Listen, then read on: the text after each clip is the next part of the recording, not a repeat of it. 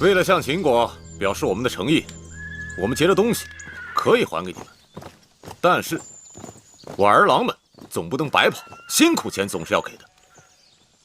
别误会啊，我不要珠宝，我只要粮食。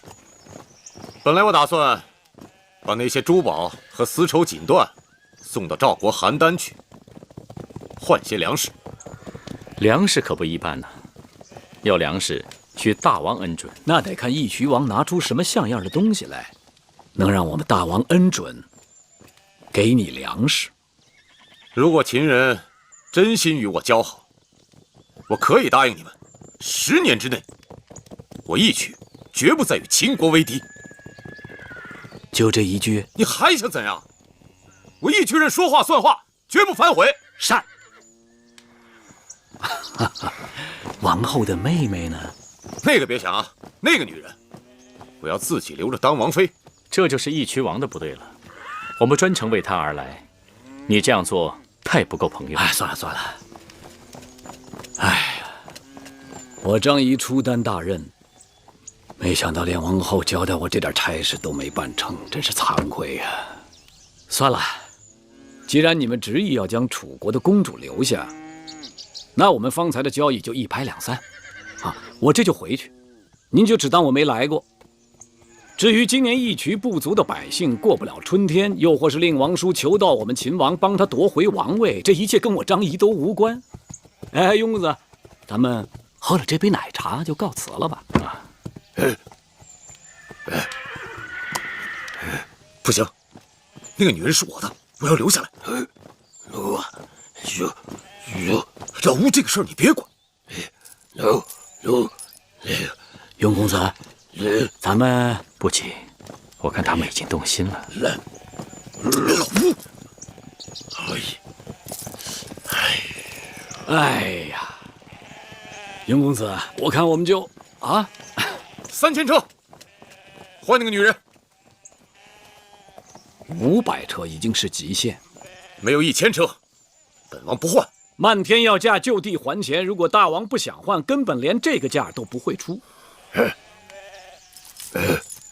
800车不能再少了，600车不能再多。岂有此理！600车都不够我们熬到初夏的。怎么熬不到呢？600车粮食再宰杀些牛羊，不就熬到了吗？宰杀牛羊，那明年我们吃什么？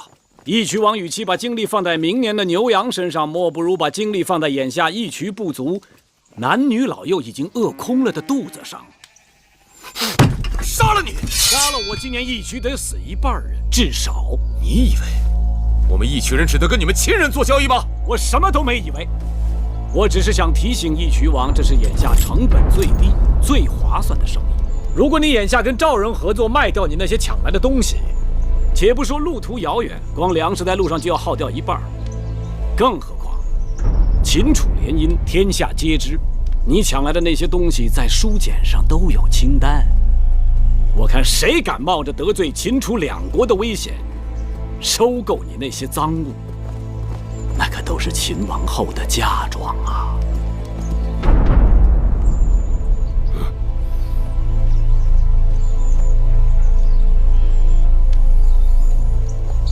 ！600车，成，600车就600车。庸公子，大王英明啊！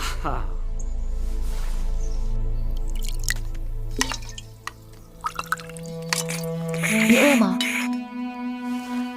这里有热汤，还有烤饼。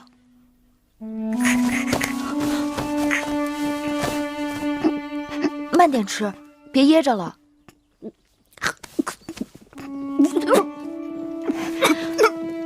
喝口汤吧。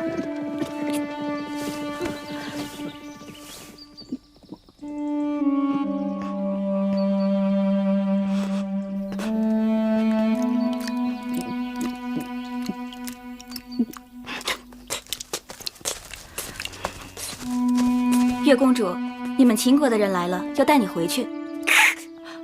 哦，我知道了。别怕，他不会伤害你的。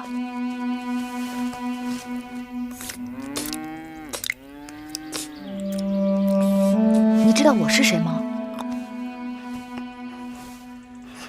我是姐姐，你可以叫我姐姐。听说你救了个小狼崽儿，你还真挺像小狼的。你干嘛呀？你吓着他了。你怎么看上他了？他跟我弟弟一样大，我弟弟若是无人照顾，可能也会像他一样。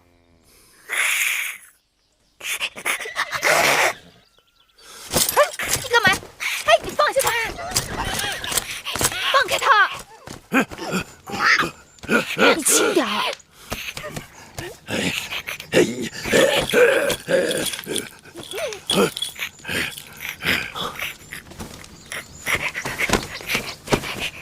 他说什么呀？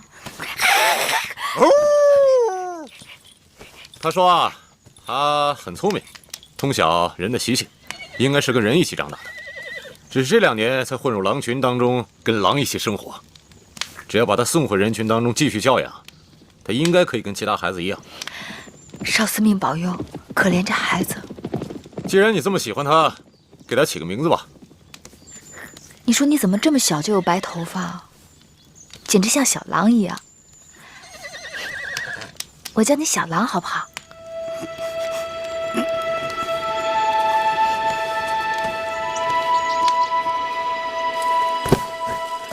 来，接着。为何只有300车粮食？先付一半，另外300车要等我们回去以后再送过来。给我。于公子，管子是谁？管子啊，齐国的国相，曾经辅佐齐桓公尊王攘夷，成就霸业，是他独创的轻重术与盐铁法。来了。什么是轻重术？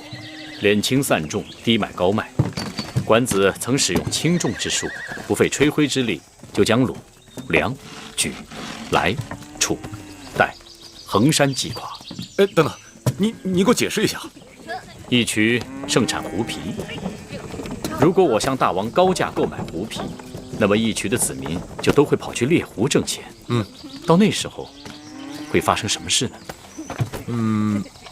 如果大王点击兵马，发现所有人都去猎狐了，而此时正值有外敌入侵，该如何？如果大家都忙于猎狐，而不屑于放牧，此时我突然停止再收购狐皮，那么已经无人放牧的义渠又会怎样？饥荒。哎，那什么是盐铁法呀？如果大秦和其他各国联手，都不向义渠人出售盐和铜铁之器，那么义渠能挨上几年？断盐1个月，不足必乱。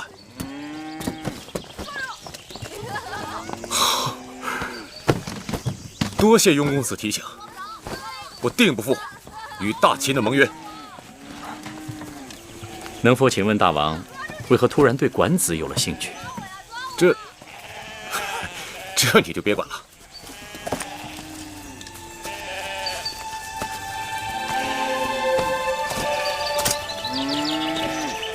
张仪拜见岳公主。张子，真没想到秦王会把这差事派给了你。是啊，想当初岳公主发重誓与张仪永不往来，没想到这么快就又见面了。你千里迢迢来义渠救我，我谢你。但我也救过你，咱俩互不相欠。啊，不，我赎公主回去是分内之事，公主救我乃再造之恩，所以这辈子张仪都欠你的。回了咸阳进秦宫，说不定你和张仪还会经常见面的。张子错了，咸阳我会去的，但秦宫我是不会进的。岳公主把话又说早了，身为陪嫁应妾进秦宫，理所当然。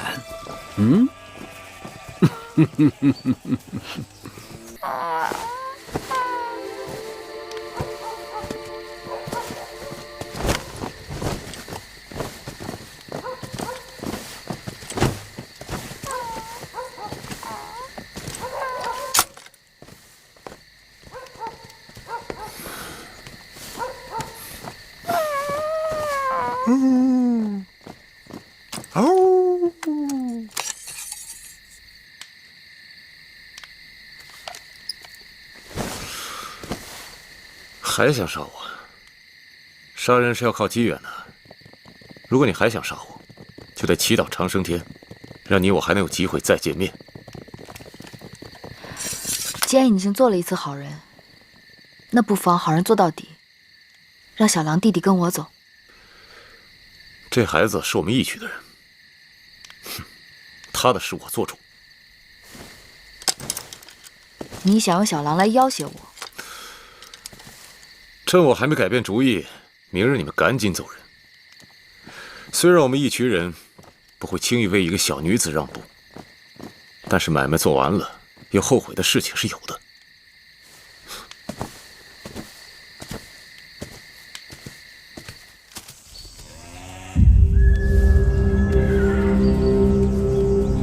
想不到玉渠王是个用心很真的人。他说这些日子你在玉渠骑的都是这匹黑马，所以让你把马带走。义渠王送公主骏马，他是用心良苦啊。马就是一匹马，听了公子这话，倒是让人觉得别有用心了。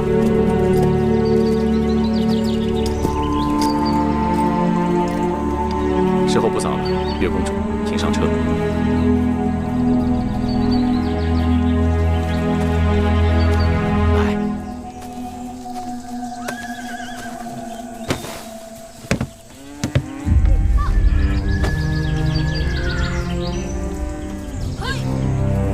走吧。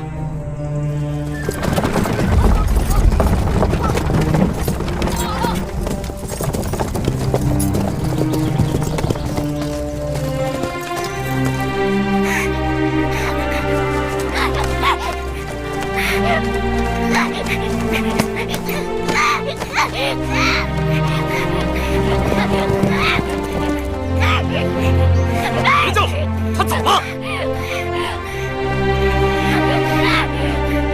你看，他走了。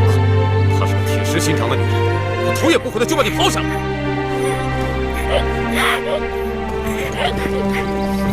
她说她是你姐姐，我把你留下来，竟然连眼泪都没掉。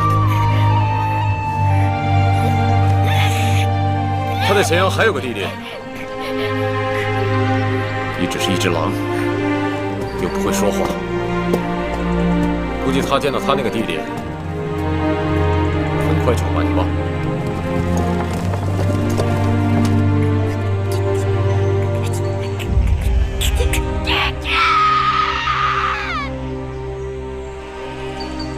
姐姐，小冉，姐姐，快哭！月儿，姐姐，别哭，姐姐这不回来了吗？姐姐，这些日子你一起劝我，我和灰姑都好担心你啊，姐姐。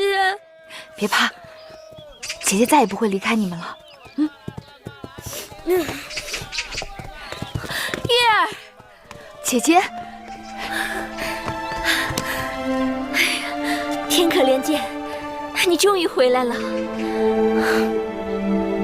让你替我涉险，我真的过意不去。在那些粗俗的义渠人手中，你定是受尽折磨，生不如死。多谢姐姐赎我回来。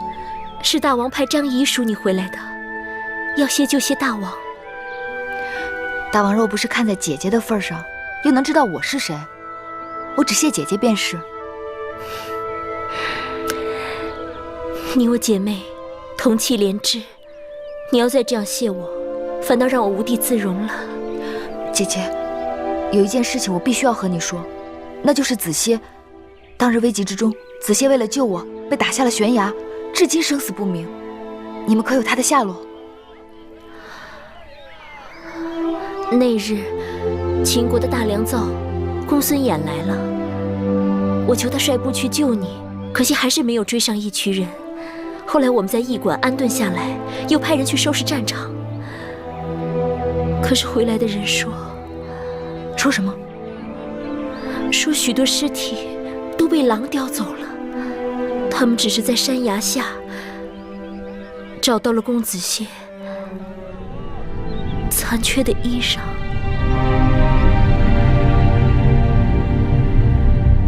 我要去找他，我必须要去找他。哎，妹妹，送亲路上耽搁了10日，新婚大典会另择吉日。我让大王派人与你同去，快去快回。多谢姐姐。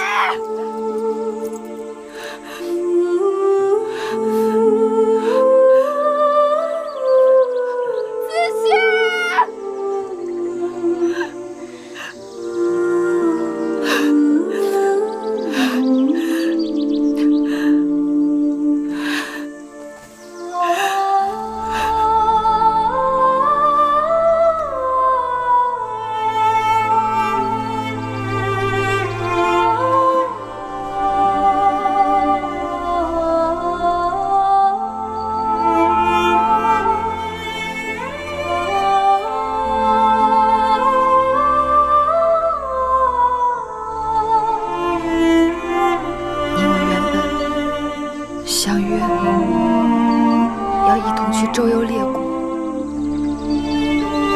现在你去不了，我会替你完成这个心愿。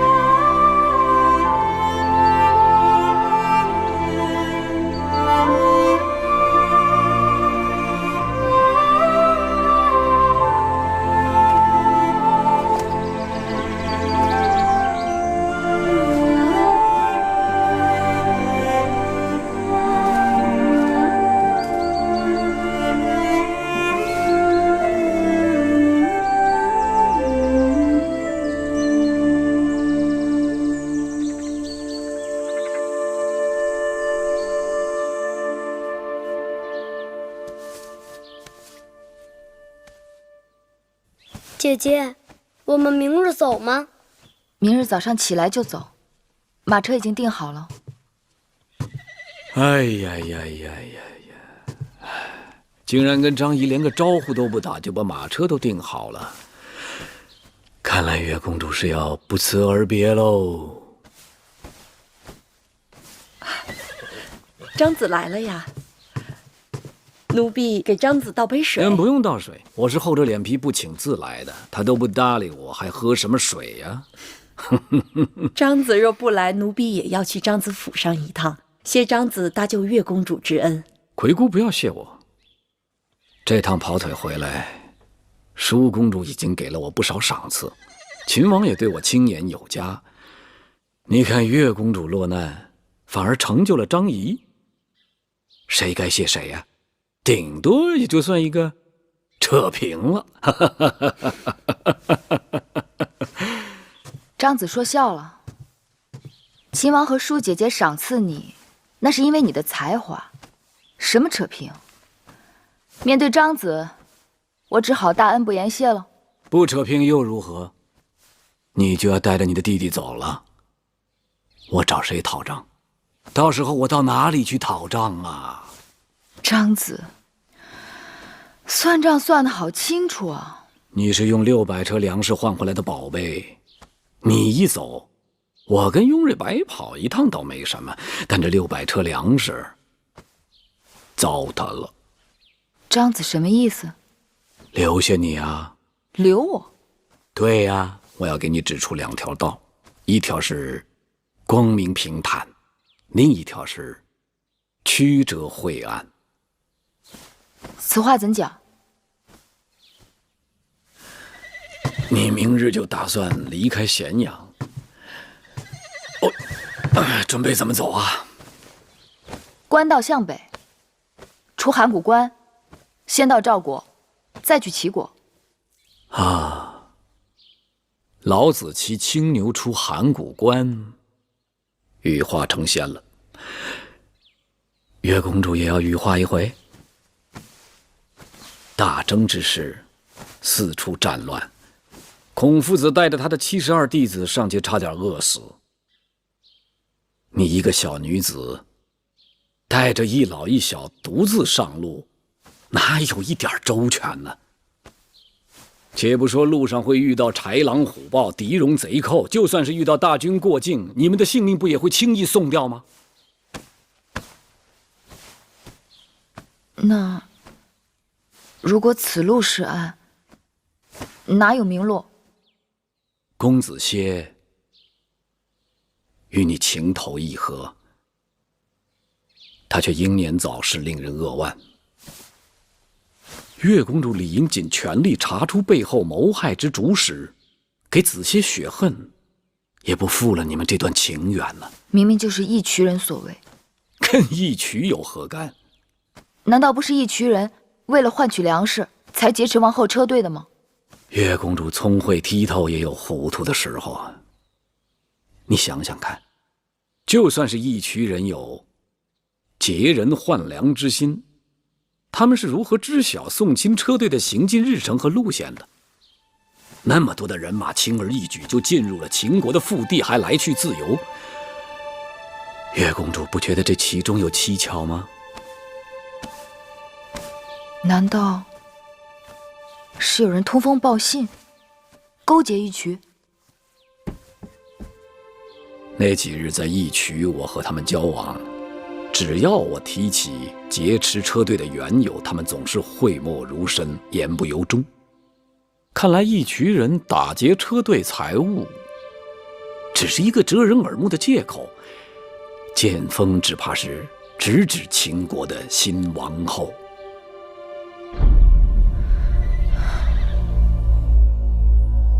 张子说的在理，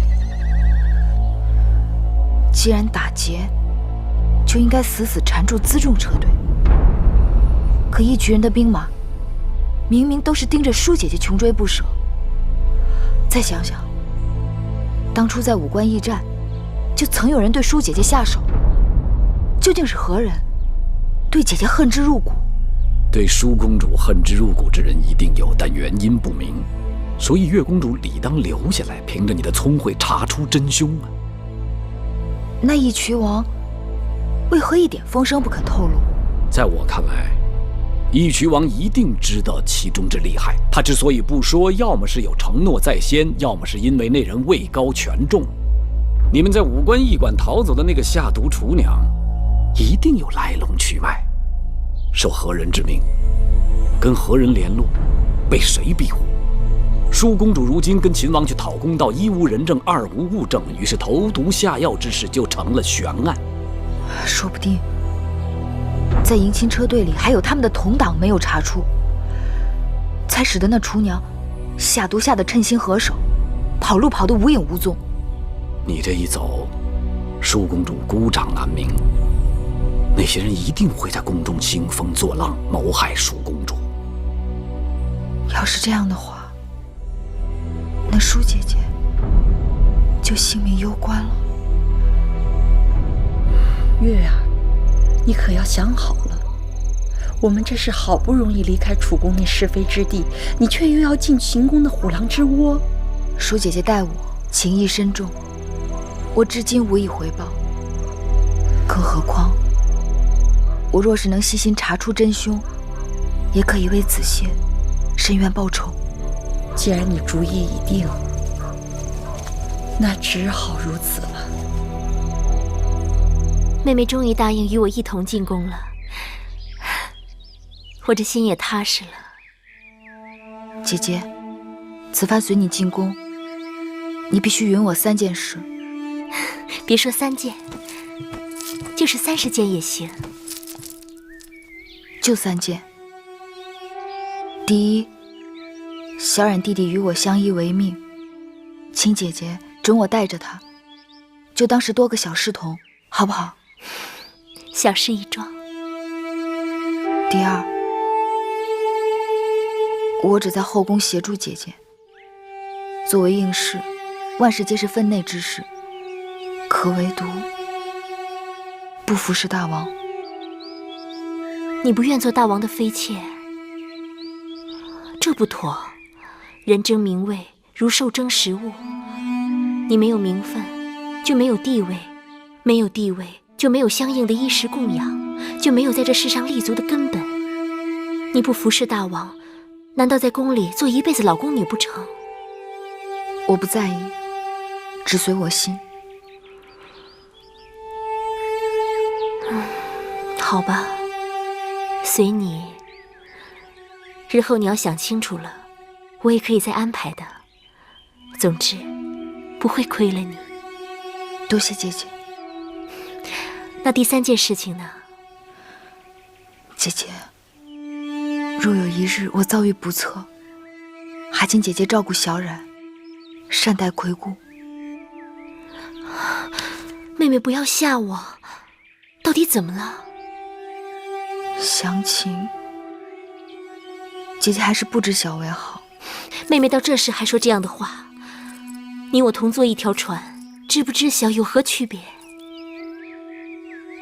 哎呀，妹妹别再让我着急了。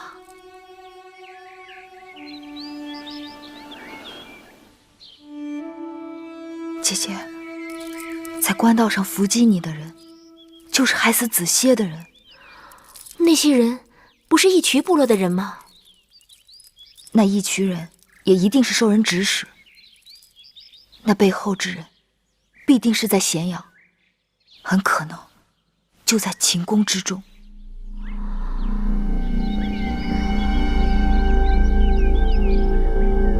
这是大事，可如何是好？所以我要随你进宫，查出真凶，为子歇报仇。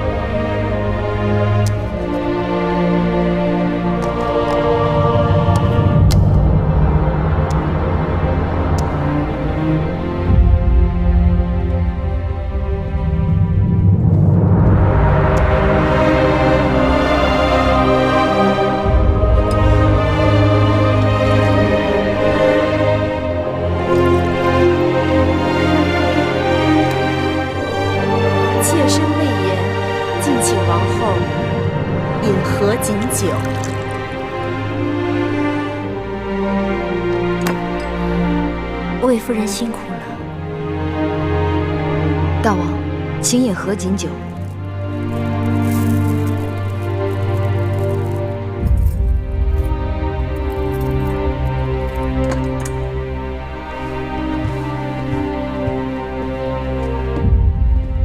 礼毕。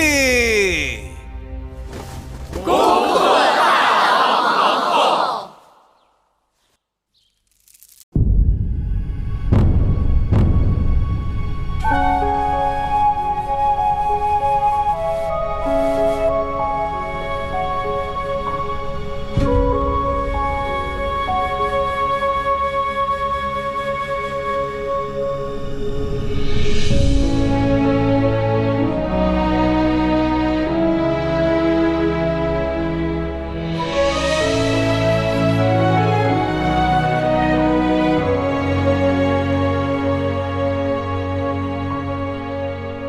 平生流连，独不言凉。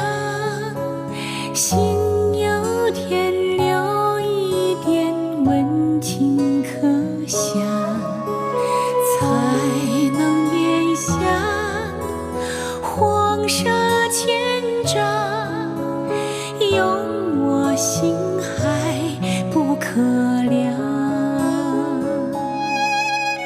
世间哀愁无止无休，离散却别我来意从头。我愿上苍在我之后，让天下骨肉相守。眺望日日芬芳，爱恨如土风的安详。我心向往烛火之光，美人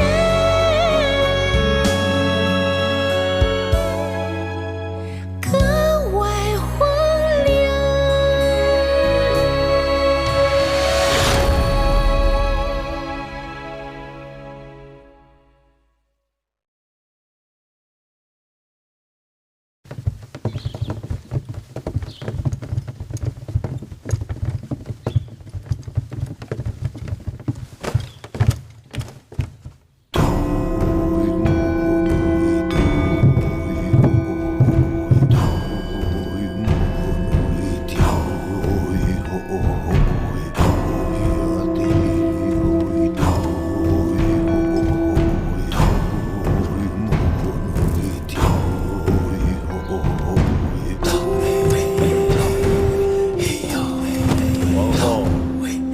喜欢秦人之舞吗？果然西北之地多豪迈之风。古人说，舞蹈的舞和咏武的舞乃为同源。我今日见了，相信了。大王，姐姐听说楚人也有歌舞。寡人曾在郢都的祭祀大典上得以观赏，甚为优美。祭祀大典。对了，楚人好巫，歌舞都是装神扮鬼的。王后一看就是善舞之人，日后在大王身边，不知王后是扮神还是扮鬼呀？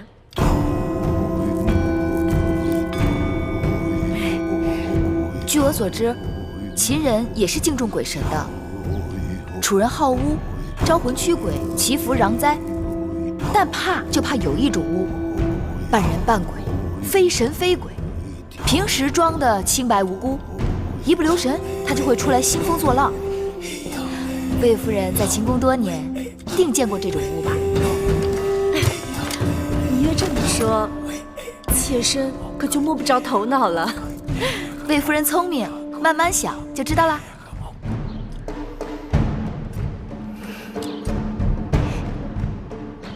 今日大王大婚，台下毛歌相向，台上唇枪舌剑，好不热闹啊！让姐姐看笑话了。秦人好武，只要不要把这比武变成比武就行。芈月只是想告诉大王，其实楚人与秦人一样善歌舞。秦国有武士之舞，楚国有女妓之蹈。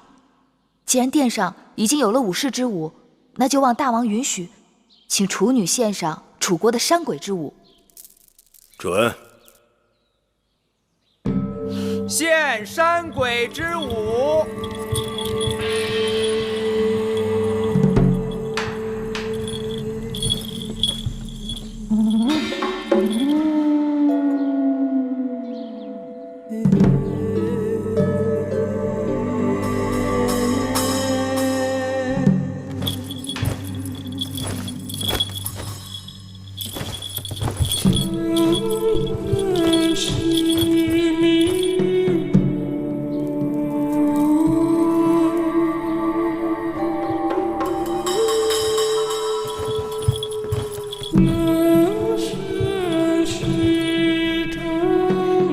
大王，请用酒。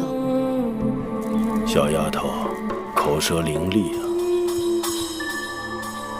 是，大王。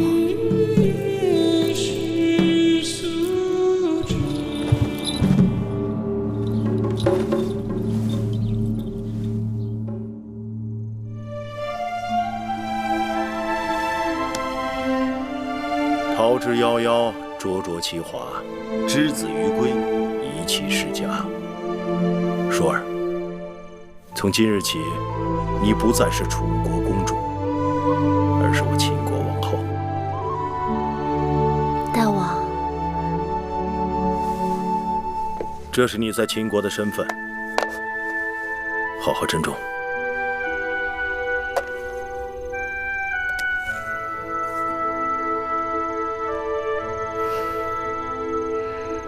大王恕罪，除了这玉玺，臣妾还有一物，看得更为珍重。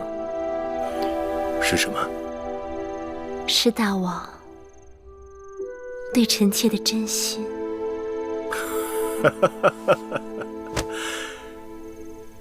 舒儿贤惠美貌，寡人对你一见倾心。只是不知舒儿何时何地对寡人有意啊？其实那日在东市，歹人行凶，大王拔刀相助，臣妾便把心交给了大王。既然如此，寡人定不负你。你新入宫，本该住交房殿，但那里自先王后去世，已久无人居住，需要整修，所以暂且在清凉殿住一阵子。此刻，寡人有几句话你要记住。你是楚国娇养的公主，嫁到我秦国，却比不得楚国奢华。你身为王后，要为秦国女子的表率，贤惠克己。你嫁到我秦国，便是秦国之人，要事事以秦国为重。你可能做到？夫君对我信任与倚重，我以重任，舒儿一定照夫君说的话去做。你刚到宫中，若有委屈，尽管告诉寡人，寡人定当为你做主。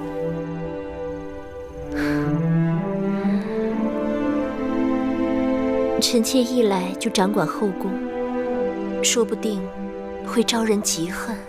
寡人最讨厌后宫妇人之间那些小肚鸡肠、狐媚妖宠、勾心斗角的事情。我的舒儿高雅脱俗，定不会像他们那些人一样，让他们知难而退就行了。臣妾一定照着大王说的话去做。从今以后，寡人就将后宫交给你了。秦国立国数百年，我的王后必是一个贤惠的王后。寡人淡漠色相，秦国的后宫一直都很清静。如今列国纷争，你死我活，朝堂上的事已经让寡人非常劳心。望舒儿能给寡人一个和睦的后宫，舒儿可能做到。臣妾定不让大王受后宫纷扰。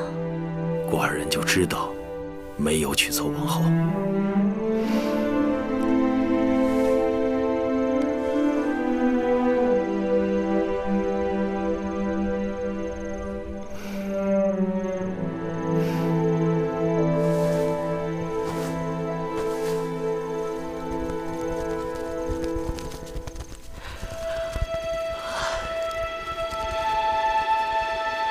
芈月妹妹，咱们3个人这一夜就这么守着吗？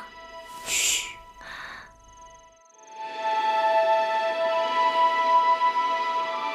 身为应女，头3日依礼法都得这么在室外守着。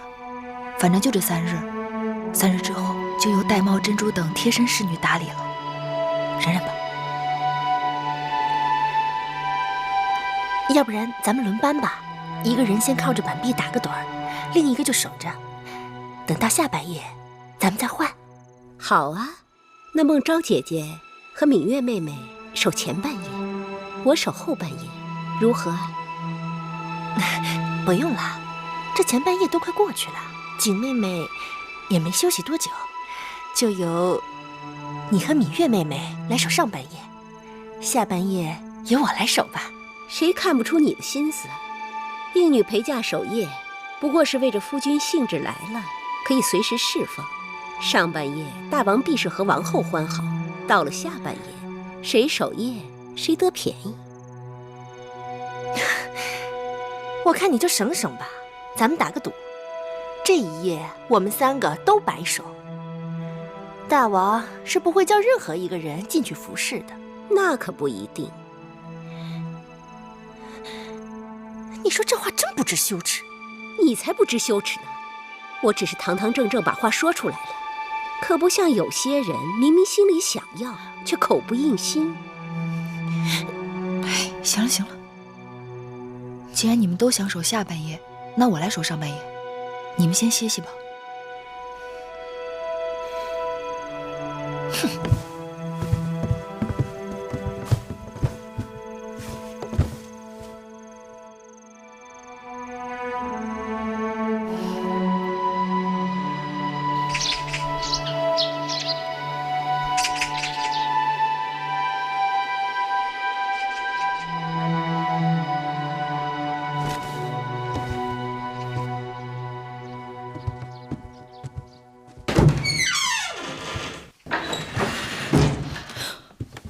大王，大王您醒了。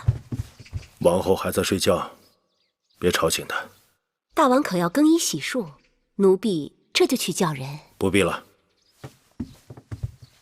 母监，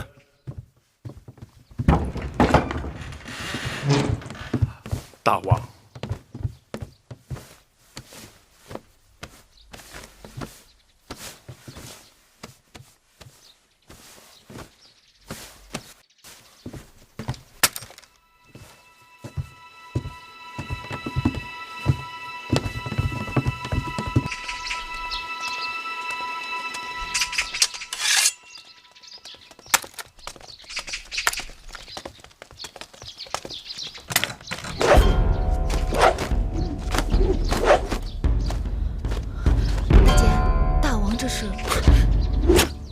大王历来是4更习武，5更上阵。可这是大王大婚呢。芈月有所不知，大王又不是第1次大婚，过去也是这样。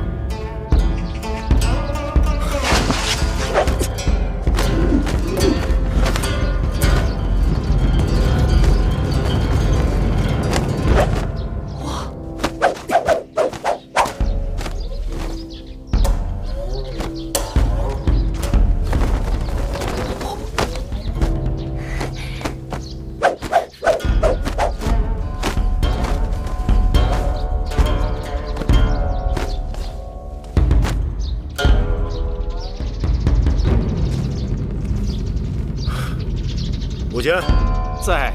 盾牌。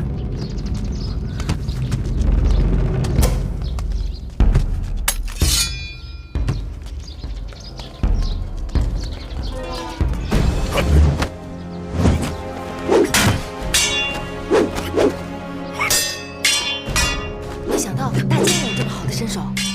师傅跟着大王生活多年，每日陪着大王习武，这么多年下来，多少也能有些功底。常年累月陪大王习武，真是不易。一年四季风雨无阻，倒也行。可眼下是夏季，若是到了冬季刮风下雪，四更起来，你们就更难了。这大王都不难，我们做下人的有何之难呢？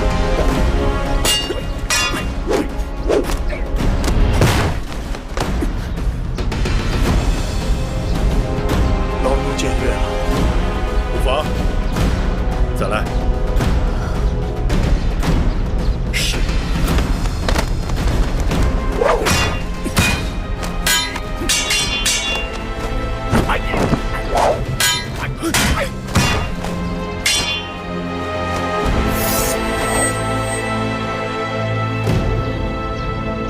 大王，母监更衣。是。大王的武艺真是炉火纯青，让臣妾大开眼界。大王真是有万夫不当之勇，静如处子，勇如猛虎。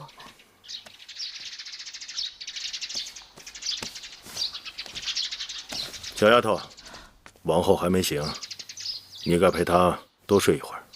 是，大王。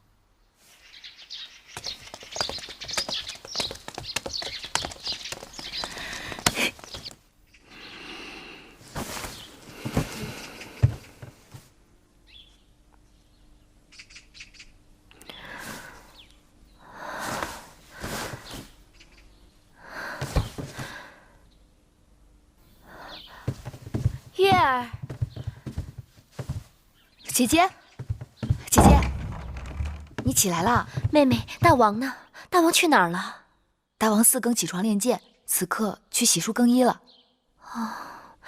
那妹妹怎么不叫醒我？大王体贴，说让你多睡一会儿。来到咸阳，嫁入秦宫，按理说我该心满意足，但我心里却更是七上八下的。昨日本想与大王说及武关有人下毒之事，但显然大王不喜后宫有人明争暗斗，只好忍了下来。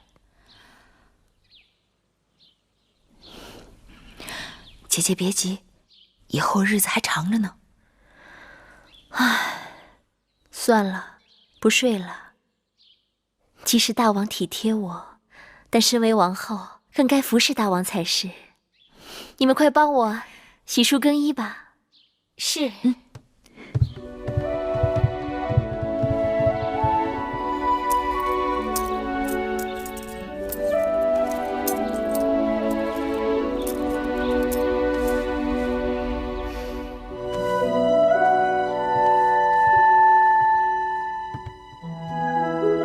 大王，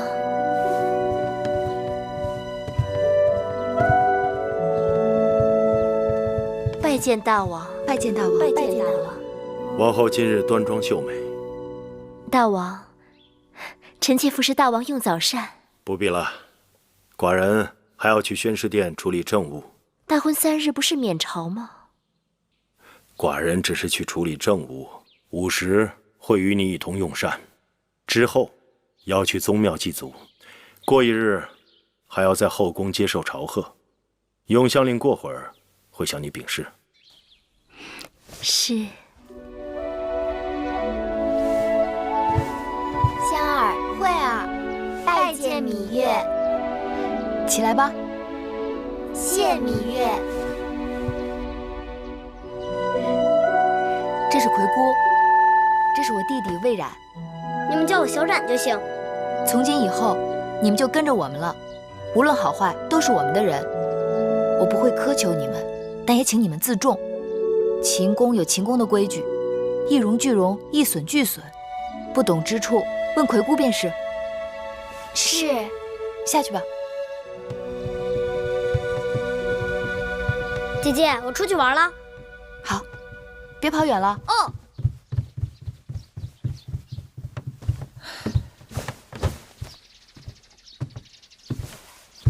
魁姑心里一定怪我。从楚国陪嫁过来的侍女还有不少，为何专挑这2个少不更事的来做贴身丫头？这次进秦宫，你定要选这个最偏远的小院子住。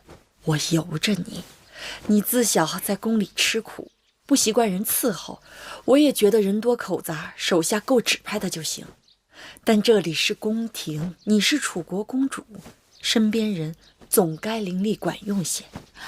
伶俐管用自然是好，忠厚老实更重要。年龄大的侍女都是被调教过的，这楚宫里面尔虞我诈大约学会了不少。所以我挑人只要一条，就是心里头干净。做事情拙我可以教他，但做人拙你是教不好的。说是朝贺新王后，但魏夫人他们肯定是有备而来。妹妹查了查，这前朝后宫简直就是魏国人的天下。魏夫人是先王后的妹妹，魏少氏又是魏夫人的族妹，大王的长子公子嬴华是魏夫人的独子，连那大良造公孙衍也是魏国人。妹妹，快把那些有封号的嫔妃都跟我说说。听说大王素不好色，宫中嫔妃不是先公所赐，就是与先王后大婚时的应女和各国送的美人。唐夫人资历最老，大王少年时就跟着大王了。大王登基之前与魏国联姻，魏夫人随着先王后嫁到了秦国。大王登基后不久，魏王又把樊少氏和魏少氏送给了大王。另外，魏良人、国美人分别是东周公和西周公所送，除了病故的和犯了宫规被夺了位分的，宫中有封号的也就这些了。外人都传，眼下大王最宠爱的是樊少氏和魏少氏。樊少氏也是刚刚有了身孕。这些人之中，也不知道他们对我们都是什么心思。眼下不管他们千条妙计，姐姐只守一定之规。赏赐的东西我有准备，姑姑，去把那东西拿来。是。珍珠，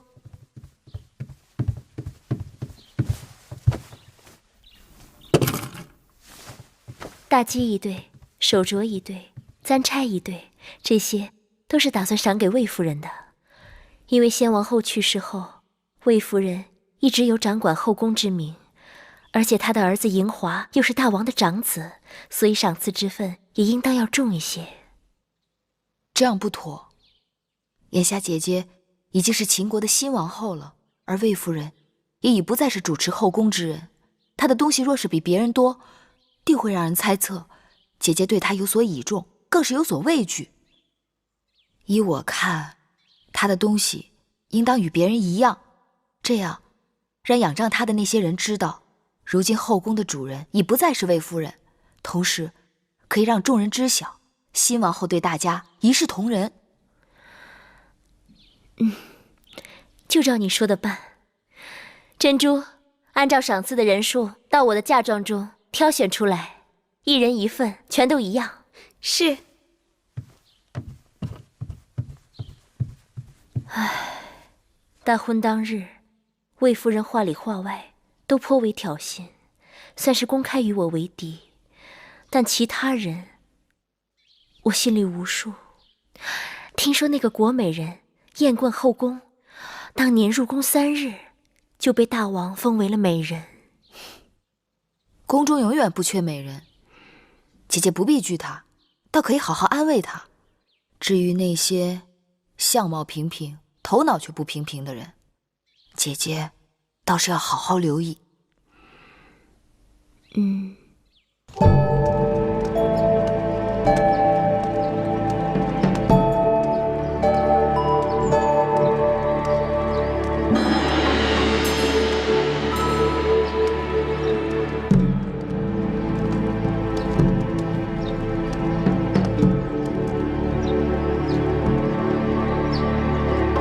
臣妾拜见新王后。姐姐免礼。谢王后。臣妾恭迎新王后入殿。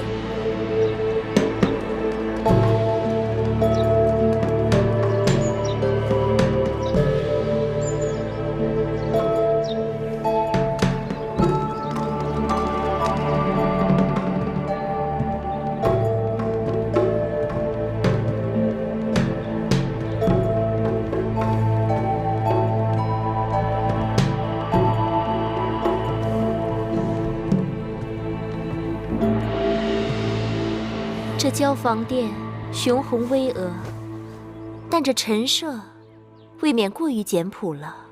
这殿里的一草一木，都是当年我姐姐先王后亲手安顿的。我姐姐，就是先王后去了以后，这里的一切都是按照她在世时的摆设，丝毫没有改变。就连每日熏的香，都是她最喜欢的千蕊香。今日新王后在这儿，臣妾恍惚觉得我姐姐并没有离去。据说，当年我姐姐出入宫受朝拜，穿的也是同样的嫡衣，站在同样的位置上。唉，真是物是人非，让人唏嘘不已呀。魏夫人定是糊涂了。今日本该魏夫人带领后宫众人朝拜新王后。但魏夫人好像打算带着众人祭祀你那过世的姐姐。哎呦，罪过罪过！芈月不提醒，臣妾还真是差点忘了自己的本分，竟说些不着边际的话了。这时辰是该臣妾率众姐妹拜见新王后了。那好，今日初见几位姐姐，不知该如何称呼。魏夫人昔日主持后宫，那就由你来引荐吧。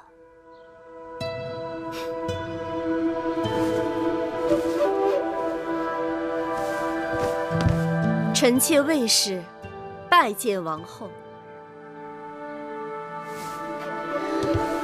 王后应该是知道的，我与先王后是一母同胞。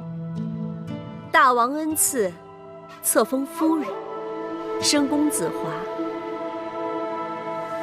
这位是唐夫人，在后宫之中，唐夫人的资历最高。唐夫人是唐国之后，公子焕之母。大王还是太子的时候，就已经开始服侍大王了。拜见王后。唐夫人免礼。谢王后。这是魏良人。拜见王后。免礼。早就听说魏良人才华昭昭，多谢王后。王后，这是国美人。拜见王后。免礼。谢王后。我知道国美人，美艳倾国。王后谬赞。这位是樊氏，魏国人，封少氏。哎呀，樊少使，快免礼。你既然有身孕，从今以后见到我，不必再那么多繁文缛节的。谢王后。这位是我的族妹，魏少氏。拜见王后。免礼。谢王后。魏国果然出美人。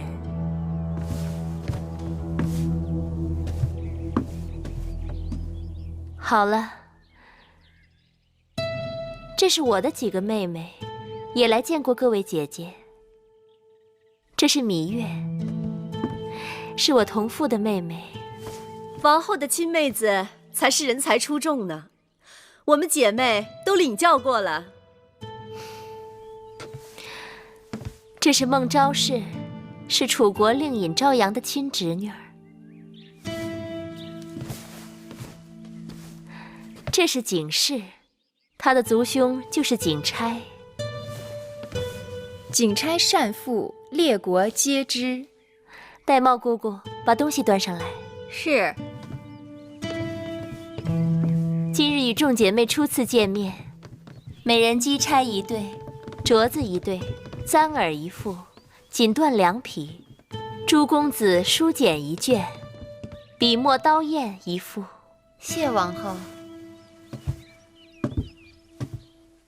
谢王后赏赐。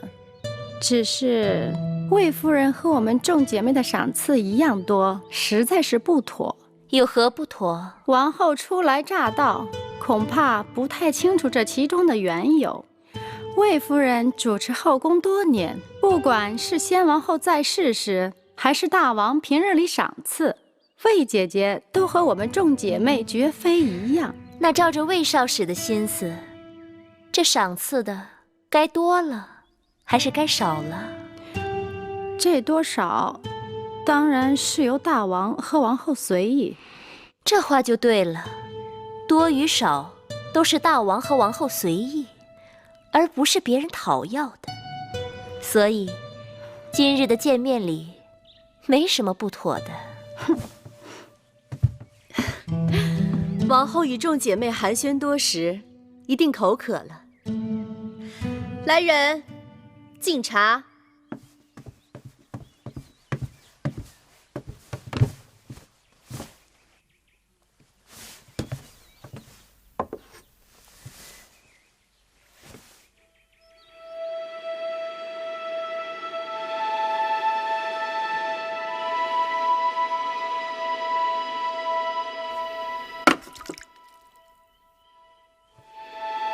哟，王后怎么不喝呀？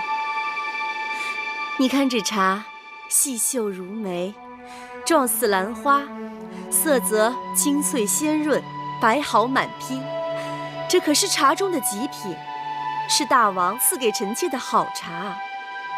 王后不喜茶水过烫，何况好茶要配好茶具才妥当。芈月当心，这是先王后最喜欢的茶碗，就剩下这么一对了。哎呀，芈月，这可是先王后的遗物，芈月此举冒犯故人，大为不敬。既然是先王后的遗物，那你们应当好好收藏供奉才是。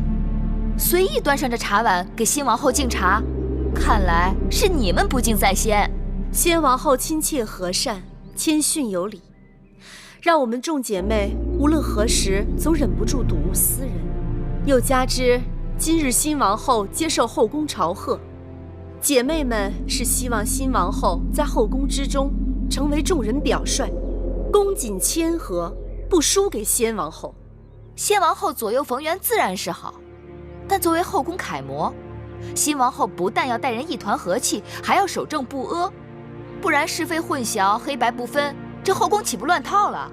你这是指责先王后是非不分，黑白不辨了？我的意思是，行事个人有个人的气魄。你只是个应试陪嫁，无名无分，怎么如此这般放肆？芈月说的话就是我的意思。魏夫人是要与我论名分吗？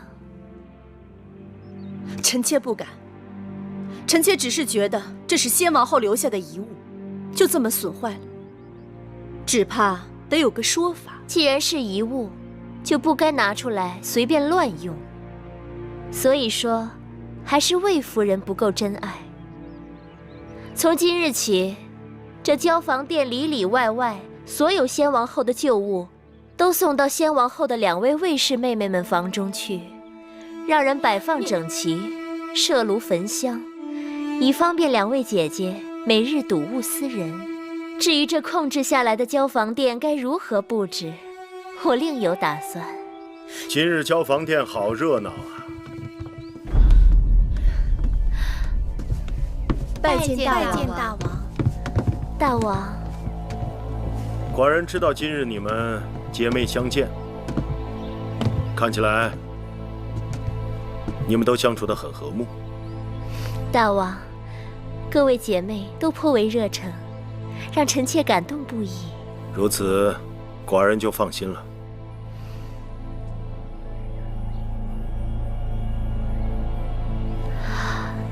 大王，两位卫士姐姐向臣妾述说了他们对先王后的思念之情，臣妾想请大王恩准，将这交房殿先王后所遗留下来的东西，都赐给两位姐姐保管。这交房殿久无人居，臣妾想重新整修布置一番，也让大王看个新鲜。你是寡人的王后，这些许小事，你自己做主便是。是，大王这么说，臣妾就安心了。妹妹真是令我刮目相看。今日若不是靠妹妹的才智，很难打下卫氏姐妹的气焰。其实她们并不惧怕我一个小小应试，能让她们低头的，还不是因为姐姐的位分。大王想要一个清静的后宫，我也并非妒忌之人，容不得大王与别的女人亲近。我只是厌恶那些想要算计我的人罢了。倘若卫氏姐妹真能看在我的位分上夹起尾巴做人，我也会放她们一马的。只怕难遂姐姐心愿，她们想要的永远比姐姐能给的多。妹妹看到魏夫人脸色了没有？白了又青的。魏夫人在后宫经营这么多年，今日大约也是轻视了姐姐，才会措手不及。以后日子还长着呢。我一想到交房殿大小物件都要搬到魏夫人和魏少使的殿中去，我就忍不住想笑。永香令给我列了个清单，大小物件有上百件呢，车子运过去得好大一堆。魏夫人和她的族妹妹，面对他们谦逊有礼的先王后，大约要好好哭一场才是。姐姐的法子果真有用。我打算过几日再去他们房中查一查，假若少一件东西都不依他们若敢不把那些废物当宝贝供起来，我定要治他们一个大不敬之罪。只是光出一口恶气还不够，还需要细心找出他们陷害姐姐的证据，才能向大王出手，铲除祸根，不留后患。妹妹，姐姐还有一个心思。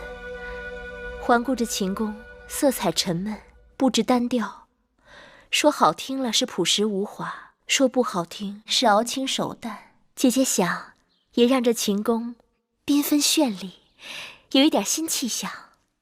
对，那姐姐不妨把楚国带来的丝绸锦缎给各宫的嫔妃们送些过去，再让宫里的缝纫绣娘给他们和他们的应试，以及他们身边的宫女们多做些新装。另外，既然姐姐要重新修整交房殿，那不如里里外外都按照姐姐喜好的楚风来陈设，让人耳目一新，有另一番天地。别提了，这里简直就是魏夫人的天下。你看各宫嫔妃在魏夫人面前低眉顺眼，曲意奉承的样子。魏夫人也是依仗先王后的威风欺负人惯了，她的势力虽盘根错节，但也并非牢不可破。宫中的嫔妃都是来自诸国，各有各的厉害，各有各的心思。看模样，唐夫人应当是个老实人，魏良人虽眉眼精明，但言语却谨慎小心。姐姐，何不借着这些锦缎丝绸，与他们多走动走动？妹妹说的有道理。王后，大王他一会儿就要来了。知道了。姐姐，那妹妹先走了。妹妹，我还有事要问你。你真的不愿意服侍大王？姐姐一定知道，庄子曾经说过一个故事。楚国有一只神龟，已死3000年。楚王以锦缎竹匣藏神龟于庙堂之上。你说对于这只神龟来讲，它是宁愿死后留下骨头让人珍藏，还是宁愿快乐地活在烂泥里？妹妹胸无大志，只想做一只泥土中的乌龟。望姐姐允许，3年之后，让我带着葵姑和小冉离开秦宫。人各有志，不可勉强。只是妹妹明珠暗投了。姐姐快些梳洗打扮吧，我先告退了。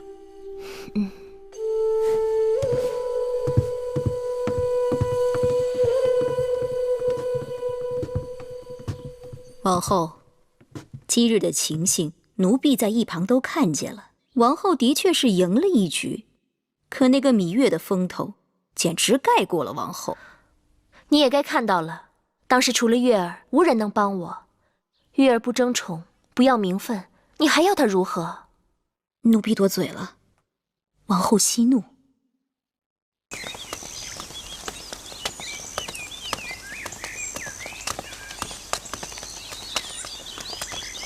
拜见大王。芈月，你这是往哪里去？王后允许臣妾住在会院，臣妾这是回房去。住得那么远，方便吗？臣妾自小喜欢清静，若离永巷太近，会觉得不自在。这次寡人见你，似乎拘束了很多。第一次见面时的那个小野丫头，上哪里去了？臣妾长大了，再也不能像从前那样年幼无知了。这与寡人上次见你，似乎没隔多久啊。有时候人长大，只是一瞬间的事情。你既然是王后的陪嫁，并已入寝宫，衣着何苦这样简朴？那日献武少司命，你的穿着可谓光彩照人。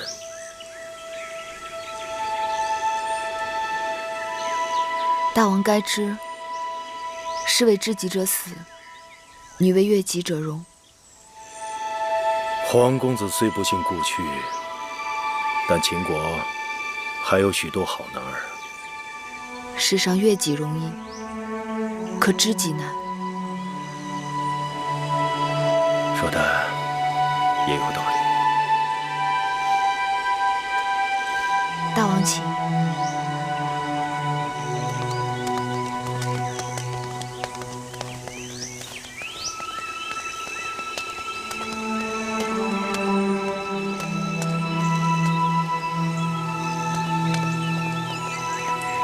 大王对芈月有兴趣？不是你想的那种兴趣，老东西。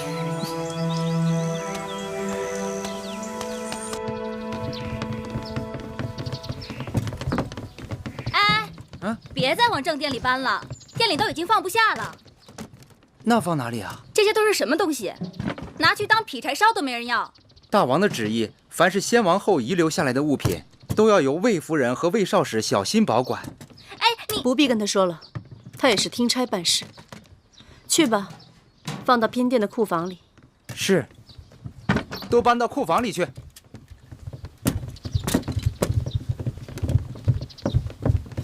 姐姐，我那儿也一样，送了一大堆没用的废物，都堵在门口，连人都快进不去了。姐姐，他们真是欺人太甚了。是我们自己小觑了对手，作茧自缚。姐姐，那眼下咱们该怎么办呀？我让你叫的各宫嫔妃呢？我都叫了，他们一会儿就过来。哎呀，这都什么呀？你们看看，那几个处女真是太无礼了。姐妹们，我们可不能就这么忍气吞声的过去了。真是的，哎，我倒也罢了，谁叫我过去主持后宫呢？新王后不拿我立威，拿谁立威啊？倒是各位姐妹们，好心与王后亲近，却平白叫人羞辱了一场。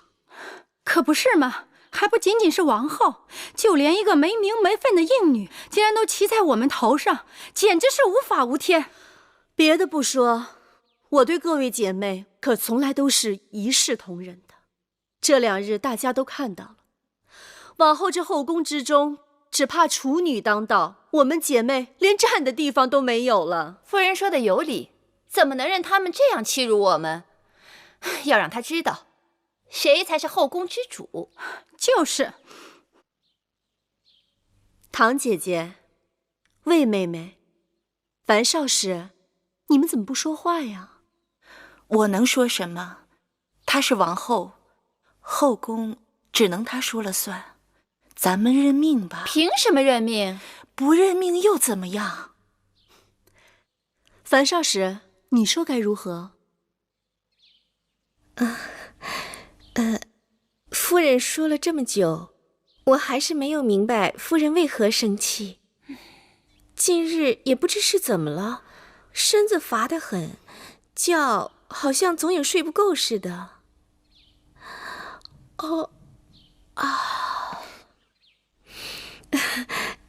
各位姐姐笑话了。此刻我只想顺顺当当的把这孩子给生下来，以后也好有个依靠。至于这件事怎么办呢？夫人说如何，那就如何吧。樊少使真是娇贵的出奇呀，肚子里有喜，这是好事。人怎么却因此变得糊涂了呢？魏夫人不怪罪就好了。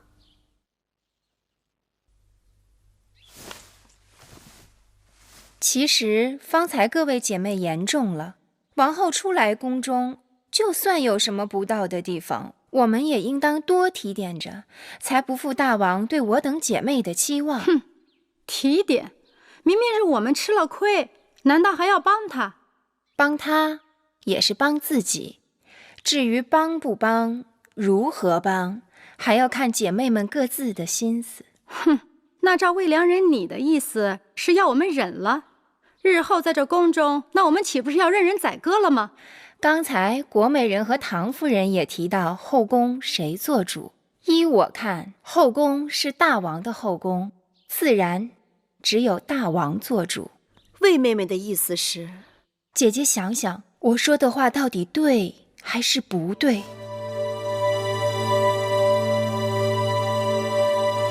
魏妹妹的话言之有理。来，给各位姐妹上茶。是。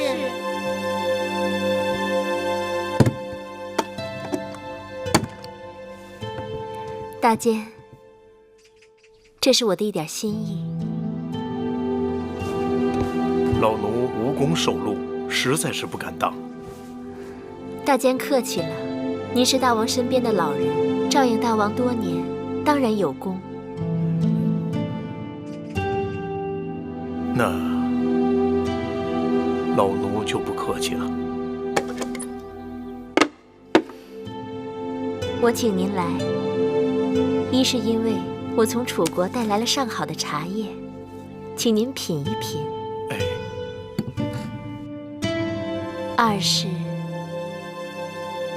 二是心中有些疑问，还望大监指点迷津。王后但说无妨。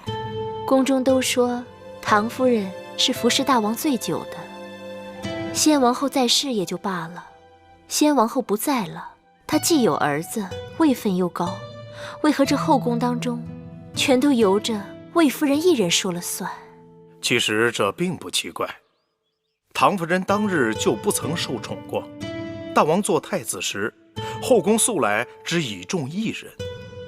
是谁啊？是大王长姐嬴夫人。大婚那日，王后理应见过。因大王母后过世很早，长姐待她如母，姐弟情深。后来嬴夫人出嫁到了魏国，为魏太子妃。那年马陵之战，魏国被齐国重创，我大秦趁势出击，夺得了魏国河西的大片土地。那时战事的主要消息都是由嬴夫人传递回母国的。后来事情泄露，魏太子，也就是当今的魏王大怒，将嬴夫人休婚，并将她驱逐回了秦国。那再后来呢？嬴夫人就再也未嫁。她自己虽然未曾生育，却为大王抚养了大公主，并替大王掌管了后宫的一些事务。大王极其敬重她，就连先王后在世时都让她3分。先王后过世前，嬴夫人的身子就不似过去了。先王后过世后，因魏夫人是先王后的亲妹子，又有些长世之才，于是就名正言顺地掌管起后宫的事务。嬴夫人为此就搬到了大王赐给她的北郊行宫去住了。依大监看，我是否该抽时间去探望她？嬴夫人喜清静，不去也罢。哦，夫人，雍大人来了。哦，让他进来吧。是。你下去吧。是。雍瑞拜见夫人。雍瑞，你来的正好，快过来吧。哎，雍瑞，今年呀，我这梨子结得特别的好，一咬一口甜水儿，就是不耐放。我这正想着挑点大的给你送过去呢，你就来了。夫人，前一阵子大王大婚，宫里的事情实在是太多，我惦记着你，却又抽不出身来。你若是再不来呀，我真的要恼你了。所以，夫人才要送礼给我。即便送礼，那也离不了。哎，洗洗再吃啊。雍瑞，有负夫人。有你一日，我便高兴。你何苦要说这些呀？那新王后仿佛很得大王的欢心啊。新王后端庄温婉，不过我倒更看好她那个妹妹芈月。芈月，想起来了，大王大婚我见过的，那是个口齿伶俐的丫头。确实。魏夫人特地把我叫回来，定是有话要说。魏妹妹向来都是最聪明的，今后何去何从，还请妹妹帮姐姐拿个主意。姐姐这是做什么？你明明已处于不败之地，何须我来拿主意？妹妹不必多礼。妹妹，你此话怎讲？我说姐姐舍本逐末，跟那些黄毛丫头置什么嫌弃？她能盖过您的，无非就是名分。您若是能在名分上争回来，这后宫您说一句，强过她说100句。你这是什么意思？姐姐若能尽早将公子华立为太子，这后宫您还用争什么？不错，大王一向宠爱华儿。我若是姐姐，这时候就多听多看，静观其变，才是最好的选择。可是，大王明察秋毫，姐姐久掌公务，平平安安，从无差错。而新王后初入宫中，若有什么差池，大王以后会更看重谁？可是我就是咽不下这口气。大王要的是后宫风平浪静，谁扰了大王清静，大王就会嫌弃谁。姐姐真要对付他们，倒不如让他们以为姐姐甘心服输。老虎也有打瞌睡的时候。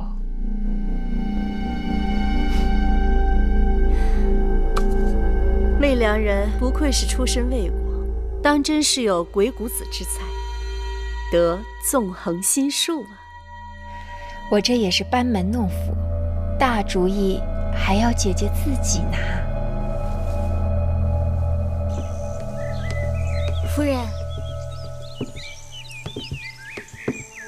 彩绿，有话直说。夫人从来都对后宫的纠纷躲避三舍，今日为何要给魏夫人出主意？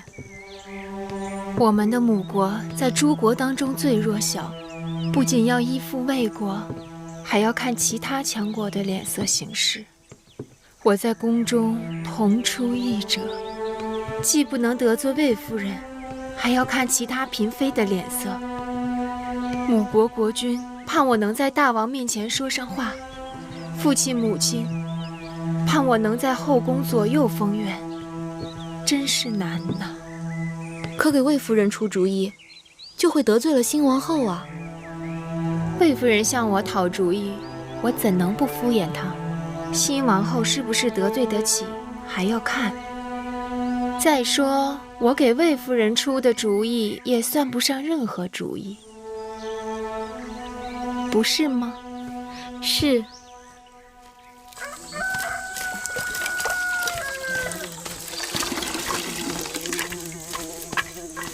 老婆子，哎，公子今日如何呀？好多了，喝了碗粥，也能起来走动了。哦，多给咱弄点蜂蜜水，那东西养人。哎，啊。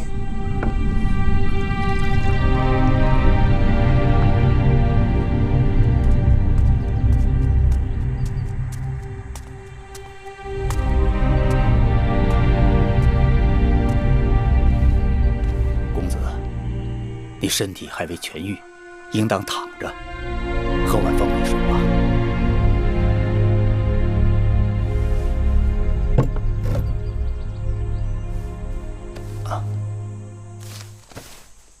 老伯，我在你这里已经住了多日了，请你告知我的伤到底怎么样？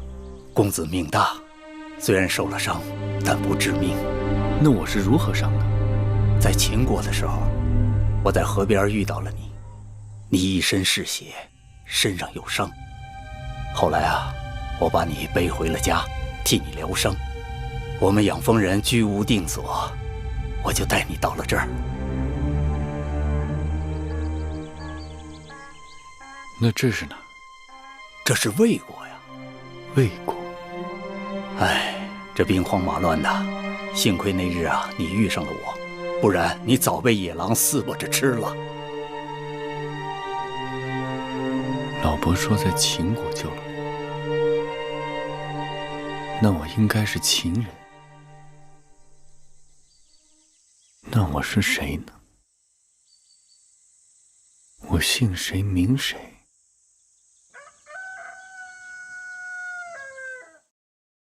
夫人，这是夫人的父母亲让小人转交给夫人的信和礼物。小人送信一回，呈交通关符节。父亲母亲的身体可好？母国国君有何吩咐？两位贵人一切都好，只是念着夫人，如今列国多事，国君望夫人能够为母国多多周旋出力。我知道了。夫人，芈月来了。你们先下去吧。小人告退。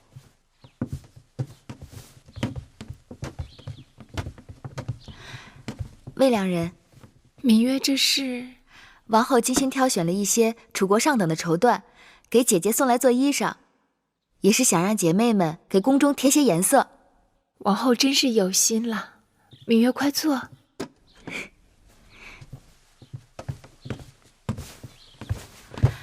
方才离去的可是魏良人的家乡人。母国来了信使，带来了父母亲的信。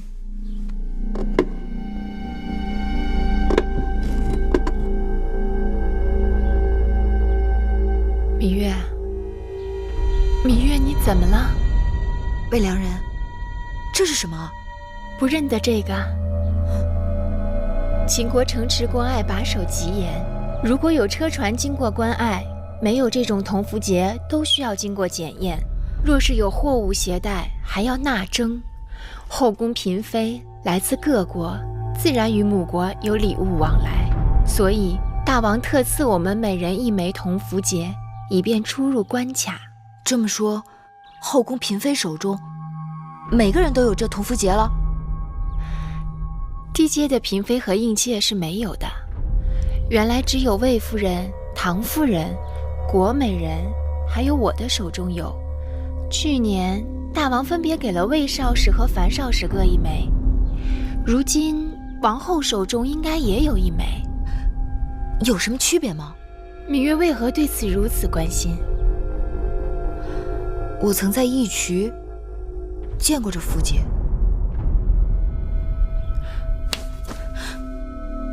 魏良人可愿教我，如何才能分辨出每个人手中铜符节之区别？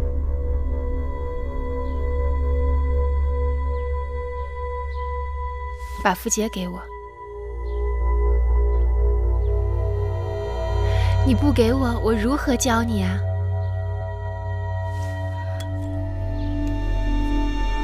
芈月看清楚了吗？这个位置是一个魏字，是国名。芈月可记得你当初看到的铜符节这个位置上是一个什么字？我记不清了。芈月呀，这种事情你还是不要纠缠进去的好。为什么？这宫里是是非非，稍有不慎就会给自己和身边的人招来祸患。所以在这宫里久了，有许多事不能说也不能做，装聋作哑才能明哲保身。我明白魏良人的意思，我一向做事恩怨分明，绝不会牵连他人。看来你还是不明白我的意思。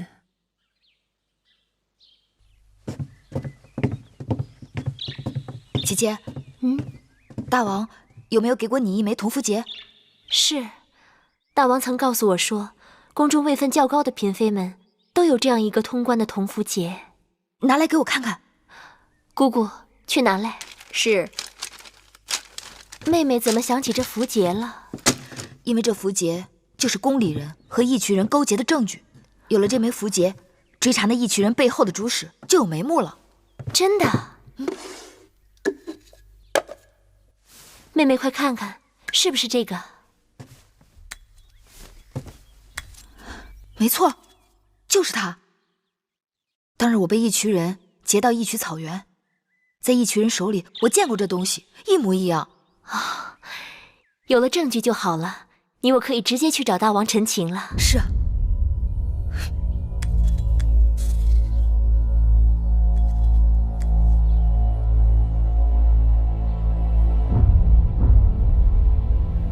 既然你看到了那枚符节，你可有看清楚了符节上的字迹吗？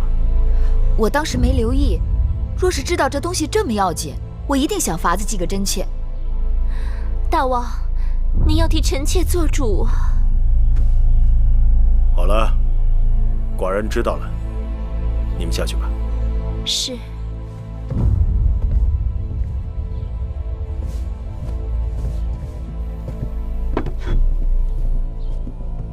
义渠人手里竟然会有我大秦通关的符节，倒真让寡人心惊。大秦的符节绝不会在普通人手里，要么是重臣，要么是后宫嫔妃。王后他们怀疑有人勾结义渠人伏击车队是有道理的，但是这种事情铤而走险是要冒极大风险的，除非那人立令智昏了。新王后若出事，对谁最有好处？你们都下去吧。是。说，魏夫人，若是没有新王后，她是有可能被扶正的。魏夫人就算有此心思，也没这手段。那会不会是大良造？当初他就竭力反对与楚国联姻，这些年他又与魏夫人走得很近。魏夫人和大良造都是魏国人，他们两人在魏国就相识，平日来往密切，也有道理。大王，公孙衍身为大良造，权倾朝野，手中的权力几乎与商君无异。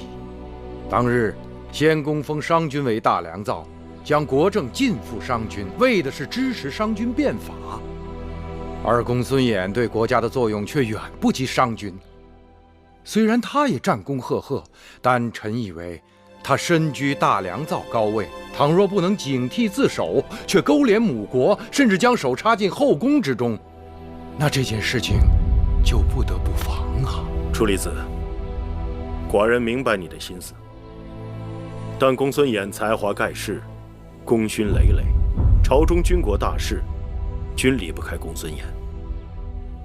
寡人相信他对大秦的忠心。那这个案子大王打算如何处置？先不要声张，等等再说吧。是。你们都找仔细了，打开箱子，仔细找找。是夫人。放到哪儿了？到底放到哪儿了？哎呀，这如何是好？哎呀，这到底放在哪儿了？你到底放在哪儿了？啊？哎呀，在哪儿呢？哎呀，夫人，找到了，找到了。吓死我了！这个可千万放好了，切不可丢了。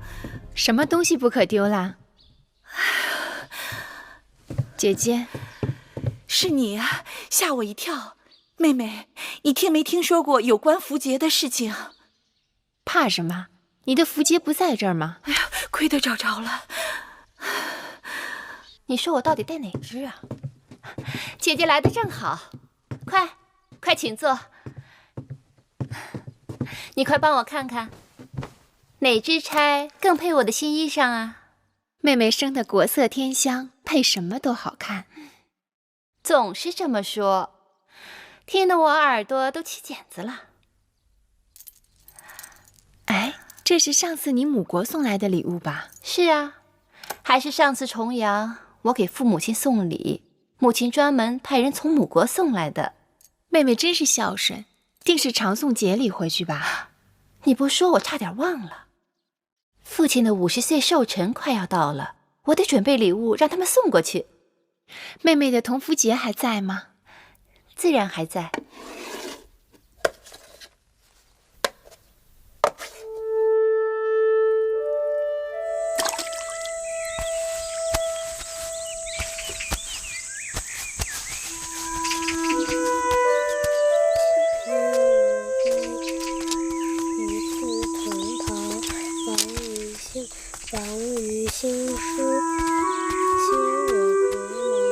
背到哪儿了？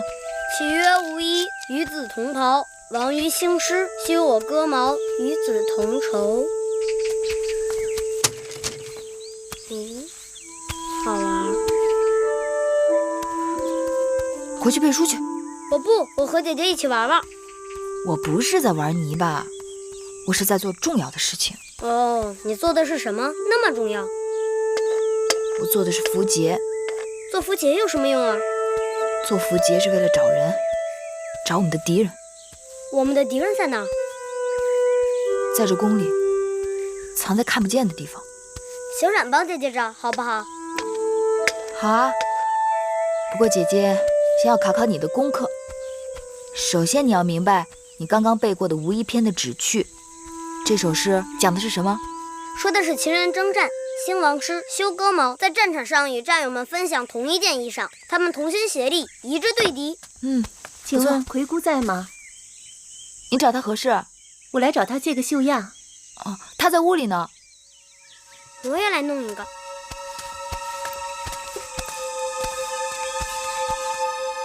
什么？符节？是啊，姐姐，妹妹刚才听下面人说，芈月正在会院里做符节。她还没完没了了。姐姐，她拿泥巴做符节什么意思？估计她是想用这种方法回忆起符节上写的什么字。姐姐，那可怎么办呢？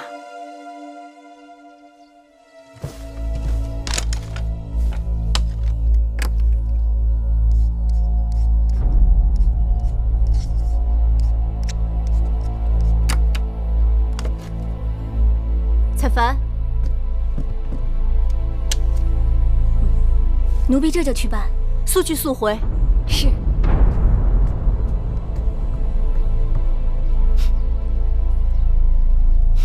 姐姐，你笑什么呀？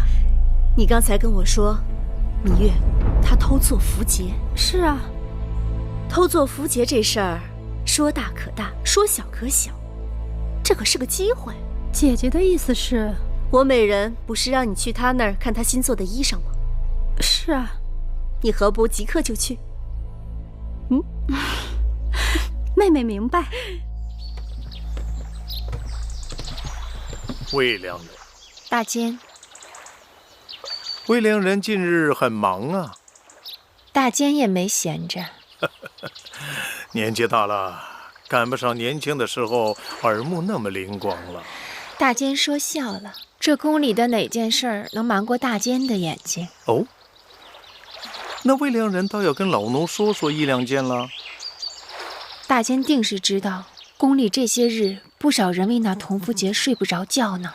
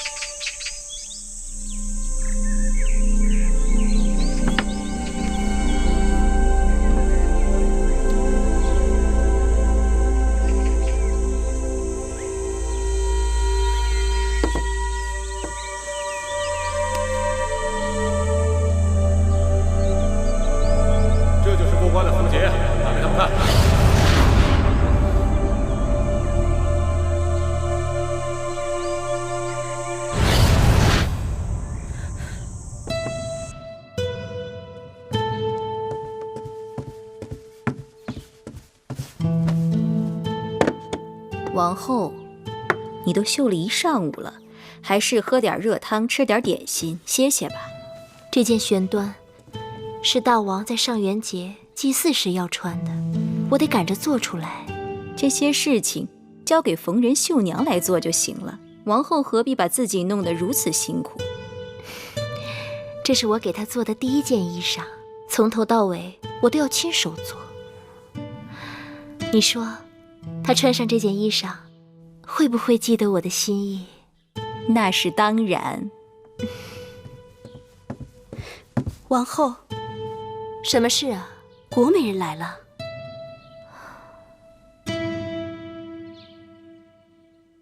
请她进来吧。是。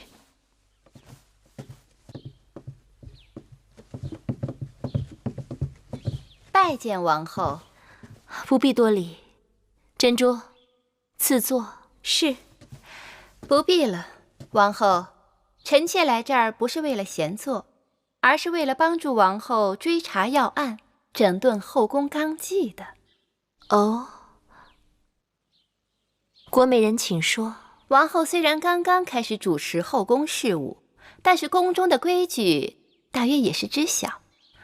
王后请看，这是何物？这是出入秦国城池和关隘的符节，进宫后大王也给了我一枚。那王后一定明白，朝廷符节在秦国宫中是顶要紧的东西，私自授受他人便是砍头之罪。当然，若有人私自制造符节呢？那是大逆不道，形同谋反，要受车裂之刑。但臣妾听说，竟然有人在宫中偷偷制造符节。王后难道不该秉公查处，查获此人，并告知大王，严惩不贷？私作符节，此事重大，你可有证据？臣妾若没有证据，怎敢轻易登王后的门槛呢？那你拿证据来给我看一看。若要看证据，只好委屈王后跟臣妾走一趟了。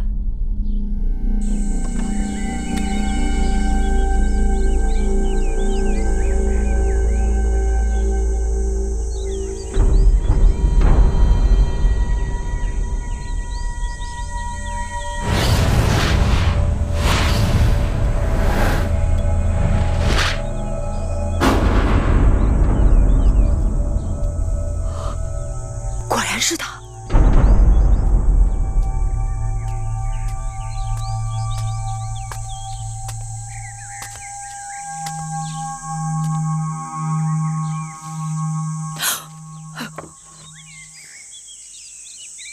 大坚，能否告诉我，这是何物？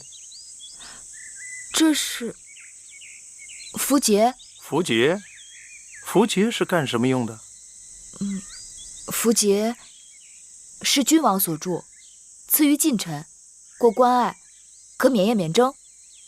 依老奴看，您用这些泥巴捏的东西，非猪非羊，十分丑陋，怎么能说它是符节呢？当真是符节，只不过朝廷的符节是金童所著，我这是泥捏的，是用来找人的。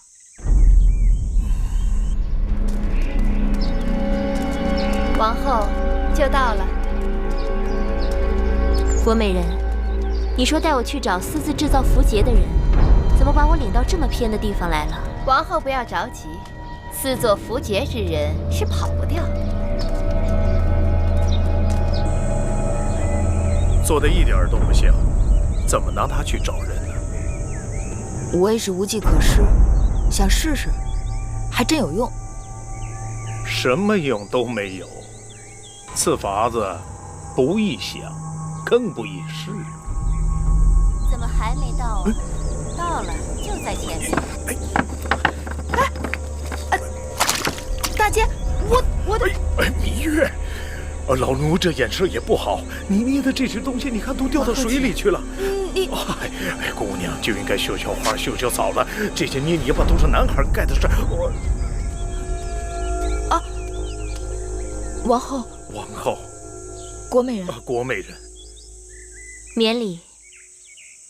怎么大监也在？正巧路过，进来看看。没想到王后也来了。姐姐，你有何事叫我一声就是了，何必要跑这么远到我这来？王后有了，人赃俱在。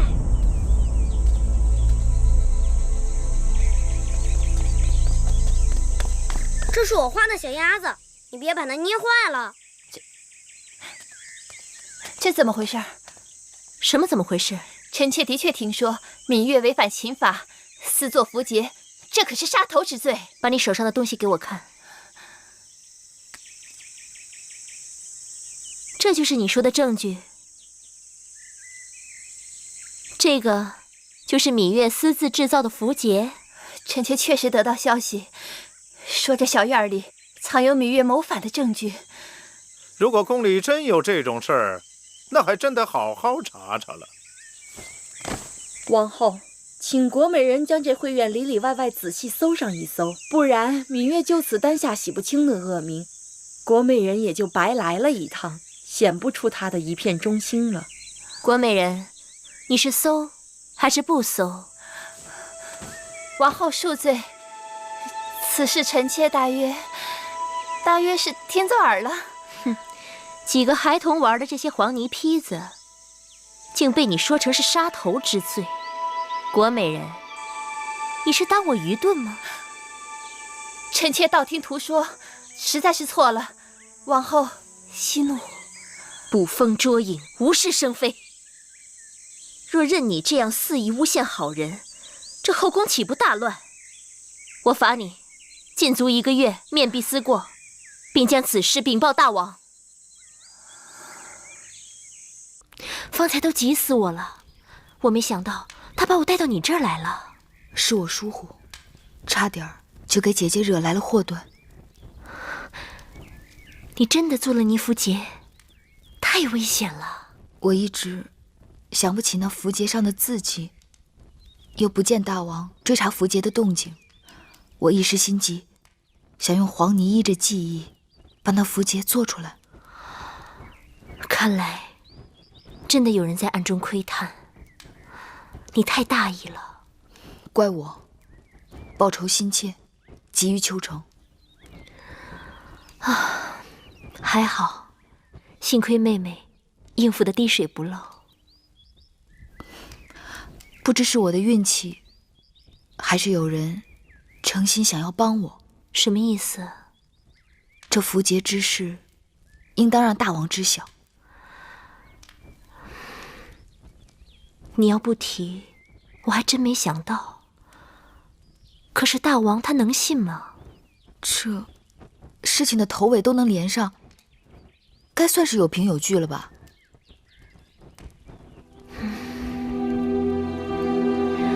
要不你去与大王说吧。我还是不要去说了，免得大王多心。好。国美人被禁足了，听说大王还专门派人去训斥了他。这回他可是没逮着狐狸，反惹一身骚。哼！这次算芈月他们运气好，碰到国美人这么个缺心少肺的。下次若犯到我手里，定不会让他们那么轻易逃掉。也不知是谁给国美人通的风声，不然他心思比麻绳还粗的一个人，怎么会留意到别人屋檐下的闲事？那也只能怪芈月仗着自己是王后的心腹，行事太过张扬。夫人，怎么说？你下去吧。是。姐姐，这是？一封家书而已。姐姐近日收到家书，总是心情沉郁，难道是家中有事？父母年老多病，收到家书，难免会有些伤感。女子远嫁，从夫从子，纵是有故国之思，也要放到后边啦。姐姐认为我说的可对？对，妹妹说的是啊。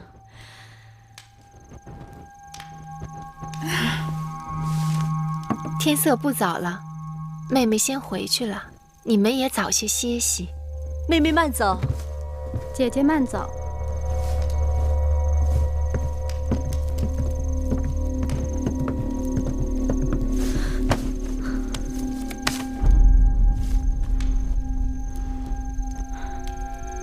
姐姐，信上说些什么？他说他会尽快将这符节归还于我，即使有什么差池，他也早有万全之策。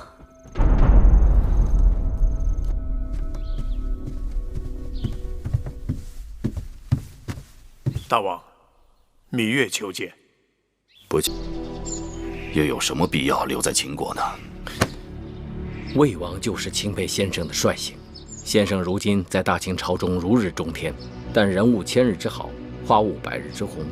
眼下当趁处女尚未坐稳后宫，尚未生下嫡子，先生应祝公子华早日登上太子之位才是，以免夜长梦多，变生昼夜。倘若公子华能立为太子，自然对魏国有好处。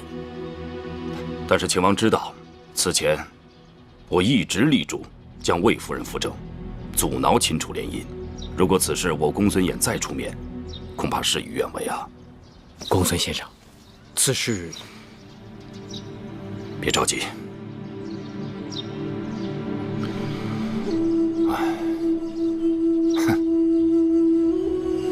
那儿不还有一个贪财如命的张仪吗？张仪此人一向做事都是谁给的钱多，就给谁出力。我看不如这样，让魏夫人去找张仪，由他提议立嬴华为太子，我来附议。如此一来，不就水到渠成了吗？先生高明。